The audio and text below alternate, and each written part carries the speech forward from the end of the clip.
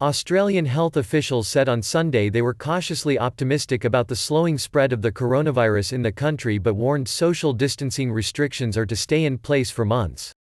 Confirmed cases rose by 139 during the 24-hour period to Sunday afternoon, bringing the national total to 5,687, Chief Medical Officer Brendan Murphy said.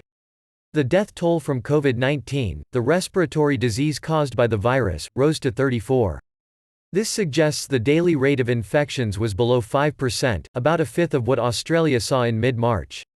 We are increasingly confident that if people continue to adhere to what we've been asking them to do, we can prevent a situation like we've seen in many other countries in the world, Murphy said in a televised briefing.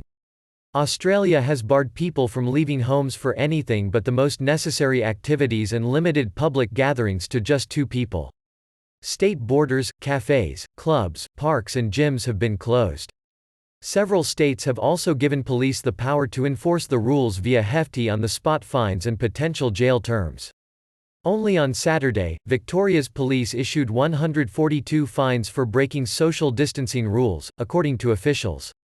Health Minister Greg Hunt warned over the weekend, however, that despite the good signs, Australians will still have to keep their distance from others for a difficult 6-month period.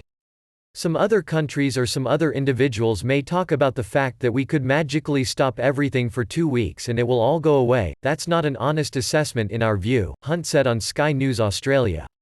Victoria Premier Daniel Andrews said on Sunday while there has been some wonderful success in slowing coronavirus spread, Australians have a long way to go.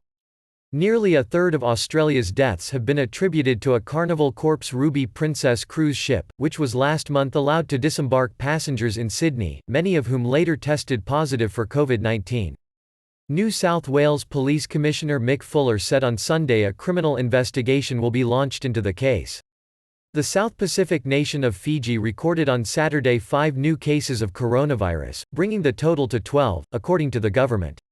In New Zealand, which was fast to introduce strict restrictions that have ordered more people to stay home, trips to retail and recreation facilities, such as restaurants, cafes or shopping centres were down 91%, according to Google. New Zealand recorded 48 new cases on Sunday, bringing the total to 872. One person has died so far of the flu-like respiratory disease, according to the Health Ministry data. Premier Jacinda Ardern said on Sunday that going hard and going early seems to be working. While compliance has been generally strong, there are still some I would charitably describe as idiots, Ardern said in a televised briefing.